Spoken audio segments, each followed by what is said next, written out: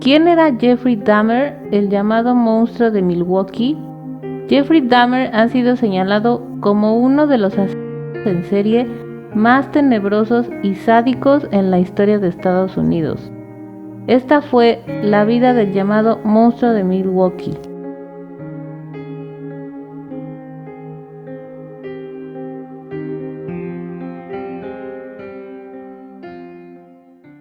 Jeffrey Lionel Dahmer nació el 21 de mayo de 1960 en Milwaukee, Wisconsin.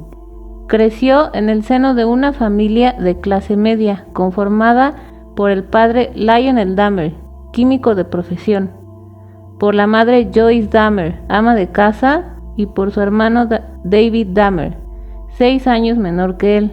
Los problemas de Jeffrey comienzan en este primer núcleo, ya que la madre sufría de constantes y diversas enfermedades, y su padre de alcoholismo, ejemplo que tiempo después seguiría.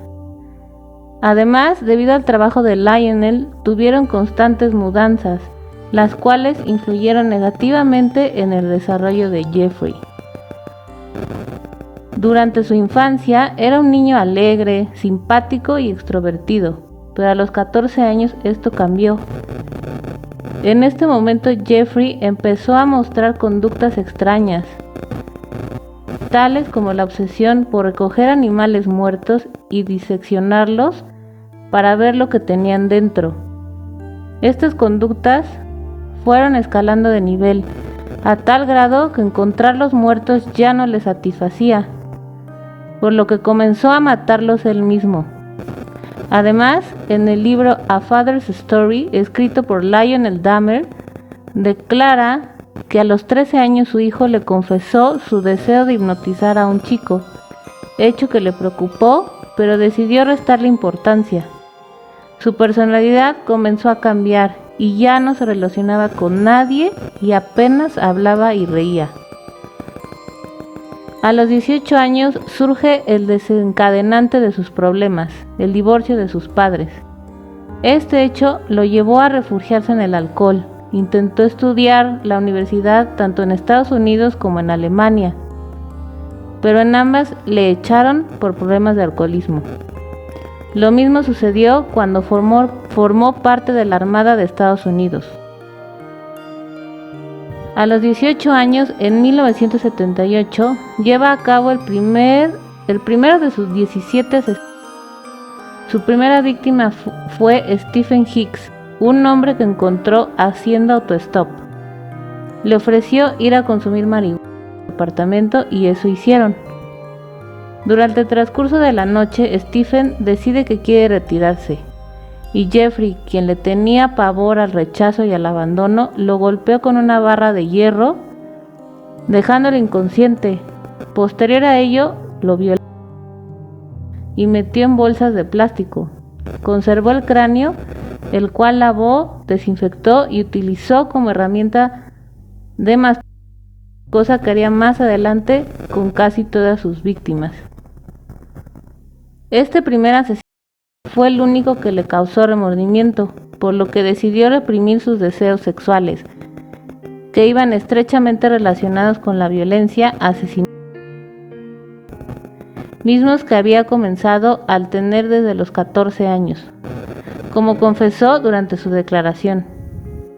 Tras el sentimiento de culpa, dejó de cometer homicidios durante 9 años, durante los cuales dejó el alcohol, acudió a la iglesia y se mantuvo en un estado de celibato. Sin embargo, sí cometió varios delitos. En 1981 fue arrestado por alcoholismo y exhibicionismo. En 1982 por exhibicionismo frente a mujeres y menores de edad. Y en 1986 por masturbación a un niño de 12 años. En 1987 reanuda su actividad sexual homicida con su segunda víctima, Stephen Tuomi, a quien lleva a su apartamento después de haberse tomado unas copas en un bar gay. Asegura en su declaración que no recuerda haberlo matado y que no tenía intenciones de hacerlo, solo que al día siguiente despertó muerto a su lado. En 1989 fue procesado por abusos, pero se le dejó en libertad. Siguió llevando a cabo sus estudios, los cuales tenían un modus operandi bastante mecanizado. A sus víctimas los reclutaba en bares gays, en carreteras cuando hacían autostop, o contrataba a quienes ofrecían servicios. Les invitaba a fumar marihuana, a tomarles fotografías eróticas, haciéndose pasar por fotógrafo profesional, o ver contenido para adultos. Ya en el departamento de su abuela los drogaba y posteriormente los estrangulaba. Mantenía relaciones sexuales con el cuerpo y después los descuartizaba. Le sacaba todos los órganos que consideraba inservibles y conservaba la carne para después cocinarla y comerla. Y rescataba los genitales y los cráneos. Todo el proceso era fotografiado por él mismo y conservaba todas las fotografías impresas, tanto de sus víctimas como de él posando con las víctimas, mismas que fueron encontradas por la policía tiempo después. Además, tenía un especial interés por las personas afroamericanas entre las edades de 14 a 30 y sus víctimas fueron todos hombres. A partir de 1990, sus atroces actos fueron más recurrentes y atroces. En julio de 1991 hubo un sobreviviente, Tracy Edwards. Dahmer convenció a este joven negro de 32 años de acompañarlo a su casa para tomarle unas fotos a cambio de dinero. Sin embargo, como lo relató en el juicio que se realizó poco después, Edwards descubrió los planes de Dahmer, logró escapar del apartamento y llamar la atención de dos policías, que de inmediato se dirigieron hasta el lugar. Allí, después de descubrir un par de fotografías de cuerpos, Dahmer fue arrestado. Además de aceptar que había asesinado a 12 personas en su declaración a la policía, las autoridades de Milwaukee encontraron en el apartamento al menos 4 cabezas de sus víctimas, órganos como un corazón y un barril que contenía restos humanos disueltos en ácido, entre otros macabros hallazgos.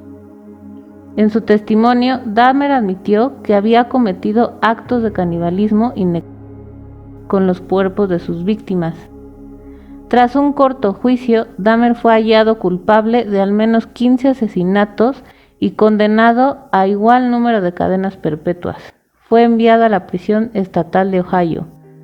2 años después, murió, después de ser golpeado en la cabeza por otro compañero de celda en medio de una riña carcelaria. Bueno amigos, esta fue la aterradora historia del llamado monstruo de Milwaukee, Jeffrey Dahmer. No se les olvide suscribirse al canal, activar la campanita y dejarme sus comentarios de lo que opinan de esta muy tenebrosa historia.